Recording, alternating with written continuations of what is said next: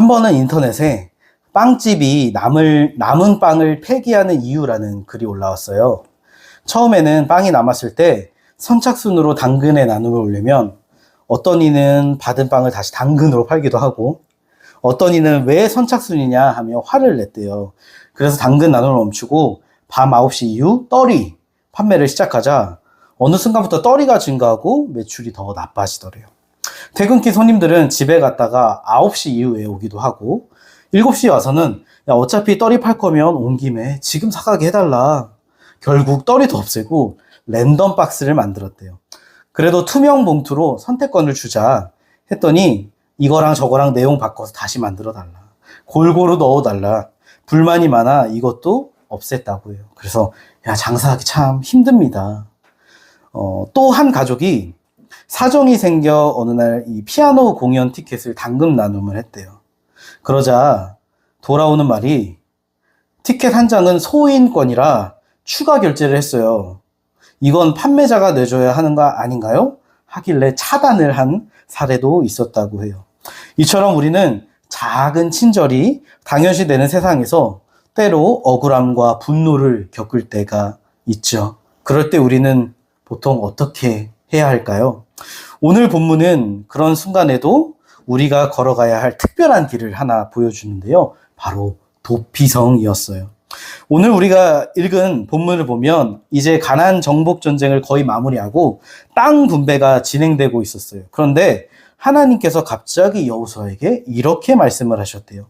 1절부터 3절 말씀 다시 한번 읽어보겠습니다. 시작. 여호와께서 여호수아에게 말씀하여 이르시되 내게 말하여 이르기를 내가 모세를 통하여 너에게 말한 도피성들을 너희를 위하여 정하여 부지 중에 실수로 사람을 죽인 자는 그리로 도망가게 하라. 이는 너희를 위해 보복자를 피할 곳이니라. 아멘. 여러분 도피성이 뭘까요? 3절에 보니 부지 중에 실수로 사람을 죽인 자가 도망가는 곳이래요. 여러분 이 고대 시대는요 피해 보복자라는 제도가 있어요. 그게 뭐냐면 죽은 자에 대한 예의이자 공동체적 정의를 지키는 방식인데 가족 중 누군가가 살해당하면 가장 가까운 친족이 그 피를 갚는 게 의무였어요. 왜냐하면 이 당시에는 지금처럼 구체적인 사법 시스템이 없기 때문에 생명은 결코 값싸지 않다. 피 흘림에는 반드시 책임을 물어야 한다는 그 메시지가 이 제도에 담겨져 있던 거죠. 근데 문제는 고의가 아니라 실수로 사람을 죽인 경우예요. 그래서 3절은 말해요.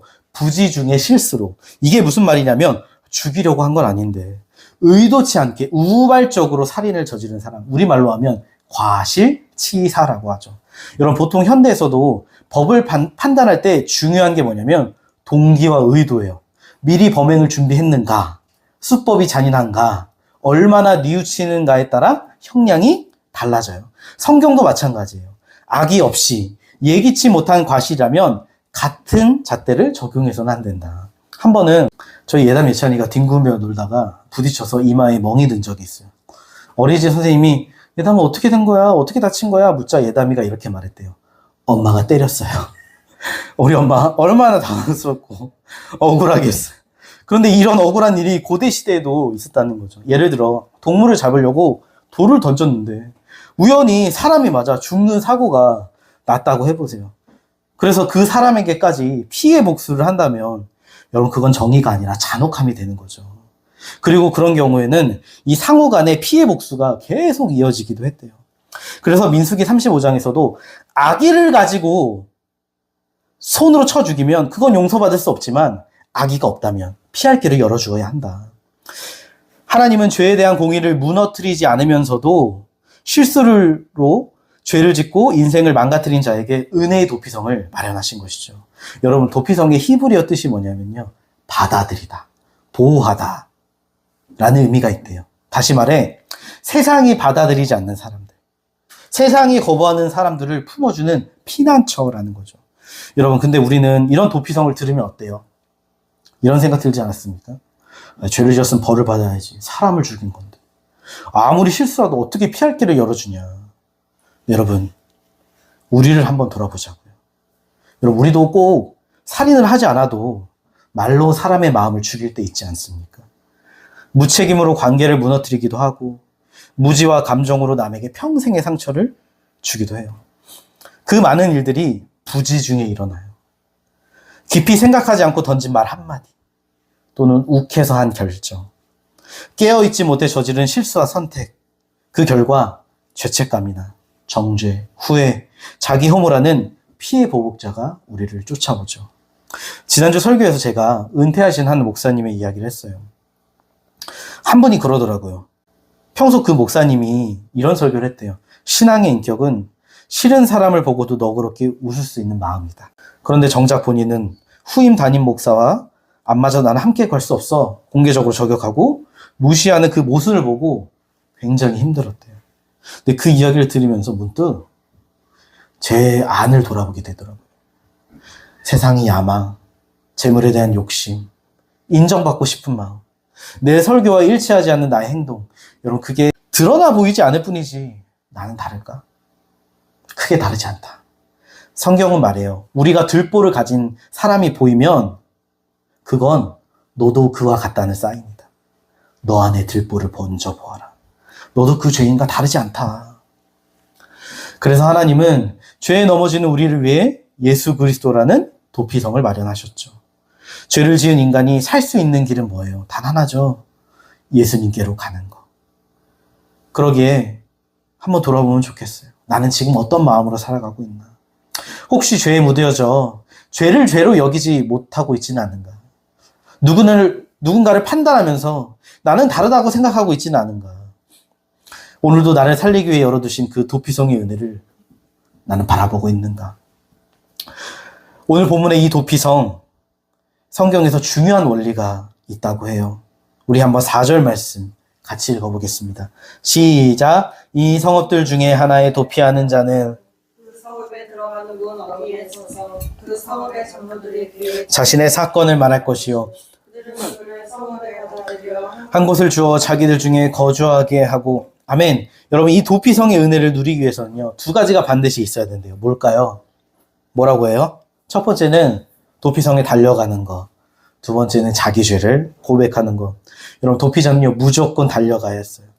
아무리 도피성에 가까워도요, 가지 않으면 소용이 없는 거죠. 그리고 도착해서 장로들 앞에 자신의 죄를 고백해야 했어요. 무슨 일이 있었는지, 왜 그런 일이 일어났는지, 고의가 아니었음을, 실수였음을 있는 그대로 밝혀야 하는 거죠. 그래서 그 고백이 진실할 때 그는 더 이상 도망자가 아닌 은혜 안에 보호받는 자가 되는 거예요.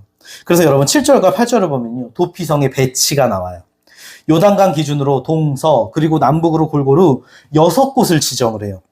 높고 눈에 띄는 유명한 지역에 세워요. 왜 그랬을까요? 여러분, 이 당시는 내비도 없고 지도도 없잖아요. 그러니 저기 어딘지 이름조차 모를 시골에 그걸 세워두면 찾아오기 쉽지 않죠. 그래서 누구든 볼 수 있는 곳에 두신 거예요. 학자들이 말하길 가나안 땅 어디에 있든 하루면 도피성 중 한 곳은 도달할 수 있는 그 지역에 세웠대요. 이게 무슨 의미일까요? 이는 곧 살 길이 언제나 가까이 열려 있다라는 의미래요. 여러분, 예수님께 가는 길도 마찬가지죠. 여러분, 우리에게 중동이나 북한처럼 종교의 자유가 없습니까? 우리에게 말씀을 주셨고 기도할 수 있는 통로를 주셨죠. 어디서든지 십자가를 볼 수 있어요. 그럼에도 불구하고 많은 이들이, 심지어 교인들도 예수님께 잘 가지 않아요. 여러분, 누가복음 14장의 큰 잔치 비유 아세요? 잔치에 초대해요, 사람들을. 그러자 어떤 사람이 말해요. 저는 밭을 사서 보러 가야 합니다. 또 다른 이는 나는 소 5마리를 사서 시험하러 가서 못 가요. 나는 장가들어 못 갑니다. 시간이 안 돼요. 여러분, 밭과 소는요, 사기 전에 봐야지. 무슨 사고 나서 봐요? 다 그럴 듯해 보이지만 결국 자기 일상과 소유를 더 우선시하여 하나님의 초청을 거절한 사람들의 이야기죠. 여러분, 이 말씀에 말하는 포인트가 뭐예요? 핑계는 마음의 문제라는 거예요. 그러기 우리에게 질문을 해봐야죠. 나도 핑계를 대며 예수님께 멀리 와 있지는 않은가? 여러분, 예수님께 나오는 건요, 그냥 이 교회 안에 예배 장소에 있는 거를 이야기하는 거 아니에요. 주님 앞에 서서 주님, 제가 이런 죄를 지었습니다.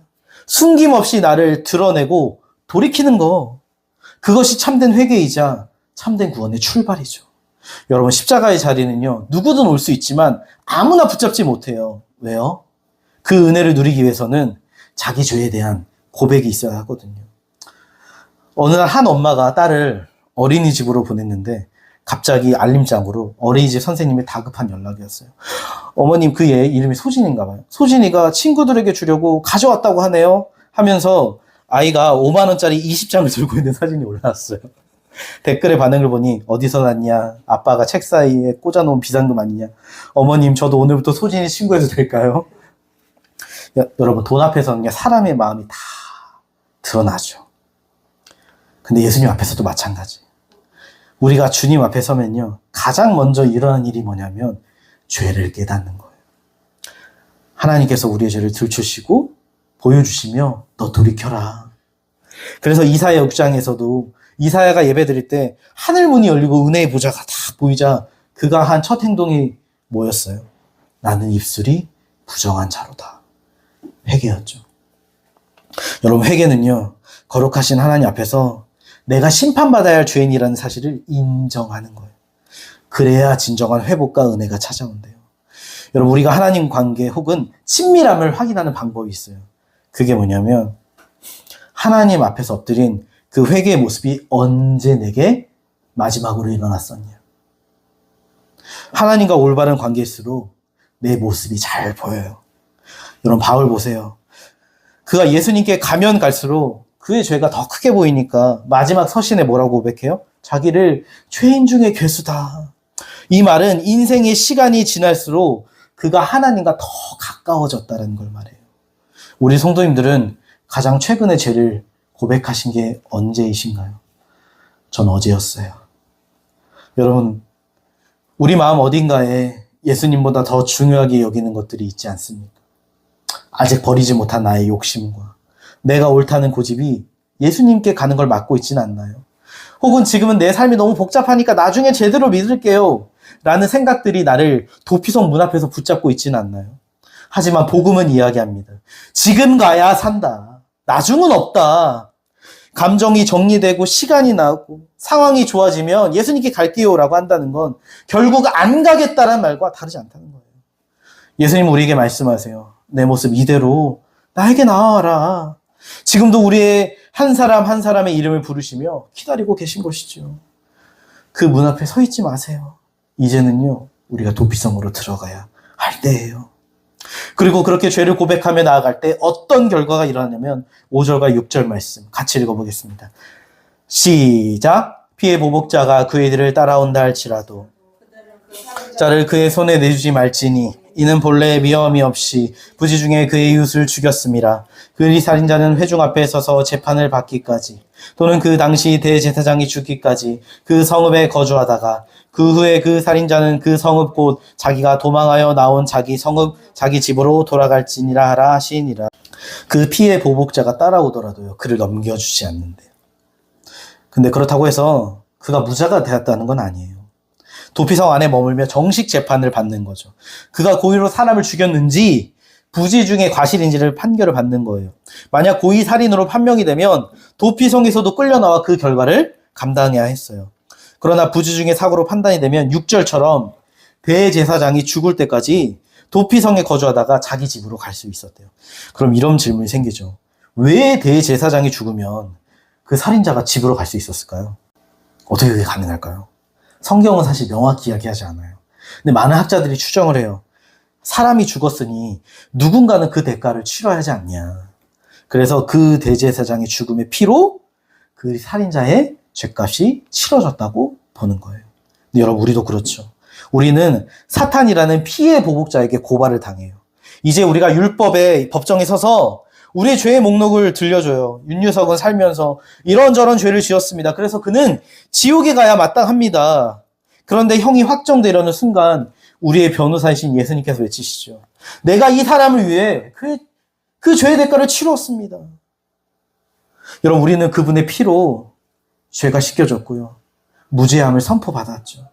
그래서 로마서 8장 1절은 이렇게 선포해요. 그러므로 이제 그리스도 예수 안에 있는 자에게는 결코 정죄함이 없나니. 여러분, 구약의 도피성은 한계가 있었어요. 도피성을 찾아 들어가도 재판의 결과에 따라 죽을 수 있었죠.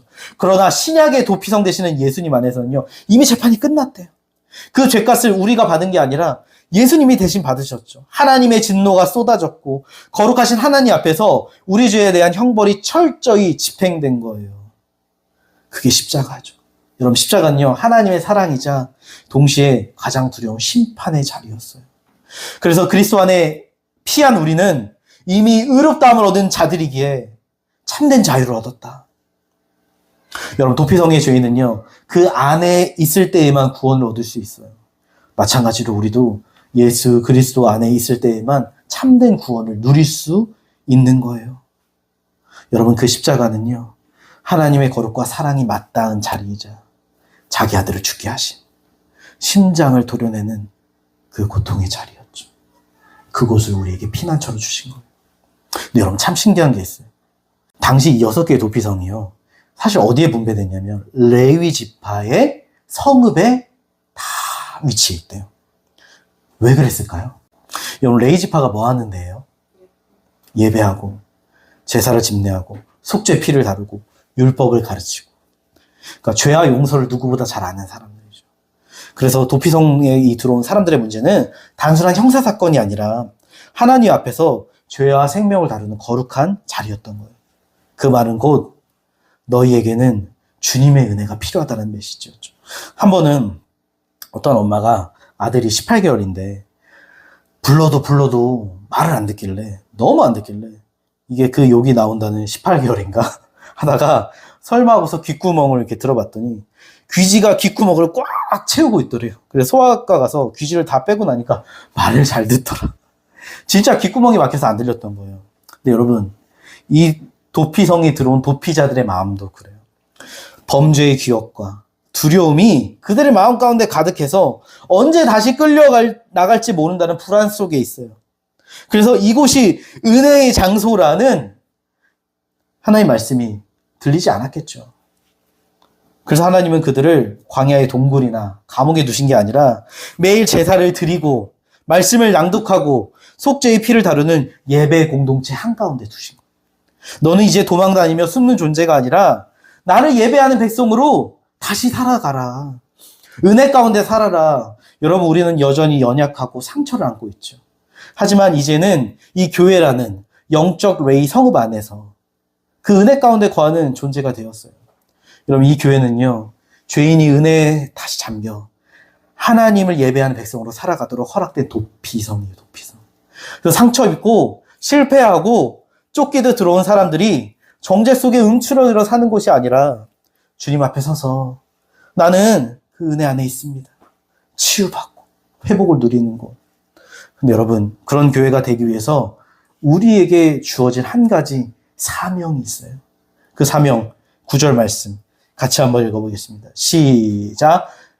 곧 이스라엘 모든 자손과 그들 중에 거류하는 거류민을 위하여 성읍들로서 누구든지 부지 중에 살인한 자가 그리로 도망하여 그가 회중 앞에 설 때까지 피해 보복자의 손에 죽지 아니하게 하기 위함이라. 아멘. 9절 말씀을 보면요, 신기한 게 이 도피성의 은혜가 이스라엘뿐 아니라 그곳에 거주하는 모든 외국인들에게도 다 적용됐어요. 다시 말해, 이 은혜는 이스라엘만을 위한 것이 아니라 전 세계 하나님의 백성을 향한 거라는 거죠. 그러면서 동시에 우리에게 물어요. 그렇다면 하나님의 백성 우리는 어떻게 살아야 하는가? 여러분, 우리가 인생을 살 때 수많은 사람들을 만나고 관계를 맺죠. 좋은 관계만 있나요? 좋은 부모도 있지만 때로 상처를 주고받는 부모도 있어요. 가정에서 보면 말 한마디로 서운함이 부부와 자녀 간에도 쌓이기도 하고, 공동체 속에서는 사소한 은혜가 갈등이 되기도 하죠. 직장이나 친구 관계에서도 대립이 생기기도 해요. 왜요? 우리는 다 죄인이기 때문에. 죄인과 죄인과 만나면 시간이 갈수록 상처가 쌓이기 쉬워요. 그리고 그 상처는 갑작스럽게 예상치 못한 순간에 우리 삶에 찾아오기도 하죠. 지난달 아파트 주차장에서 2번의 사고를 당했어요. 한 번은 차 사고, 두 번째는 유모차가 부딪힌 상황이었죠. 가해자는 모두 동일한 사람이었어요. 아래층 사는. 그런데 황당한 건 처음에는 사과하고 보상하겠다 하더니 나중에는 태도가 바뀌어서 도리어 저를 탓하더라고요. 그 했던 가해자 남편이 밤 9시 반에 저희 집 배를 눌렀어요. 나타나서 너도 잘못 있지 않냐, 나 억울하고 서운하다 하면서 저에게 공공장소에 대한 배려가 없다, 왜 애를 그렇게 오래 태우냐 비난을 하고 원하면 새 거 사주겠다. 그 대신 저 유모차는 내가 부셔버릴 거다. 난리를 치더라고요. 참고로 그 부부도 교회를 다녀요. 한 30분간 이야기하고 제 안에서도 화가 올라오더라고요. 여러분, 이런 일을 당하면 어때요? 이 분노의 감정들 너무나 정당한 거 아닙니까? 우리가 예수님 믿어도요, 어떤 일을 용서하지 말아야 할 타당한 이유들이 하나, 둘, 셋 있어요. 근데 하나님은 뭐라고 하세요? 우리가 피해자라고 해서 복수자가 되길 원하지 않으세요. 왜냐하면 하나님 나라는 복수로 세워지는 곳이 아니라 용서로 세워지는 곳이니까. 하지만 세상의 방식은 다르죠. 요즘 종용한 모범 택시 인기가 많았죠. 법이 해주지 못한 복수를 통해 사람들이 쾌감을 얻어요. 너무 좋다. 세상은 말이에요. 눈에는 눈, 이에는 이, 복수가 정의다. 그러나 하나님 나라는요, 복수가 아니라 회복이에요. 심판이 아니라 치유죠. 정죄가 아니라 긍휼이라 말해요. 그럼에도 우리는 스스로 세운 이 정의의 칼을 흔들고 싶어 해요. 왜냐하면 난 피해자니까. 근데 여러분 한번 돌아보세요. 여태껏 살아오면서 다른 사람에게 단 한 번도 상처나 아픔을 준 적이 없다 하신 분 계신가요? 피해자 중에 가해자가 아니었던 사람 아무도 없어요. 만약 하나님께서 그 기준으로 우리를 심판하신다면 우리 가운데 살아남을 사람이 단 한 명도 없을 거예요. 여러분, 우리가 용서해야 되는 이유는요, 사실 상대방을 위해서가 아니에요. 나를 위해서예요. 저도 예전 사역하던 시절 저에게 상처 준 사람들을 잊지 못하고 울분 속에 살아간 적이 있어요. 근데 제 안에 다 미움이 가득하니까요, 결국 힘든 게 저 자신이더라고요. 내가 왜 그 사람들 때문에 힘들어야지? 그때 그 아픔과 미움의 감옥에 제가 갇혀있다는 걸 알게 됐어요. 그래서 하나님, 우리가 그 감정에 오래 머물기 원치 않으시는 거예요. 여러분, 복음은요, 단순히 이 감정을 없애는 것이 아니라 우리를 예수님이란 도피성에 초대하는 거예요. 내 모든 상처마저도 예수 그리스도의 은혜 안에서 새롭게 되는 길. 그 부르심은 우리의 현실을 무시하라는 것이 아니라 그 현실 속에서 예수님의 평안을 붙들라는 거죠. 여러분, 용서에서 가장 큰 이익을 얻는 사람은요, 사실 용서하는 사람이에요. 왜요? 갇혀있던 그 상처의 감옥에서, 분노의 노예에서 자유하게 되는 거니까. 신약 성경에서 용서로 가장 많이 쓰이는 헬라어는요, 아페시스래요. 이 뜻은요, 마음이 풀리다가 아니에요. 뭐냐면 풀어주다, 놓아주다, 해방하다. 그러니까 용서는요, 결국 그 사람에게 하는 것이 아니라 나 자신을 자유롭게 하는 하나님의 은혜라는 거예요. 여러분, 그 대표적인 사람 누가 있어요? 바로 다윗. 그는 자기가 영적 아버지이자 멘토로 여기던 사울 왕에게 지속적으로 괴롭힘과 생명의 위협을 당했죠. 그 마음이 어땠을까요? 상상하기 어려울 거예요. 그런데 다윗에게 사울 왕을 죽일 기회가 2번이나 왔어요.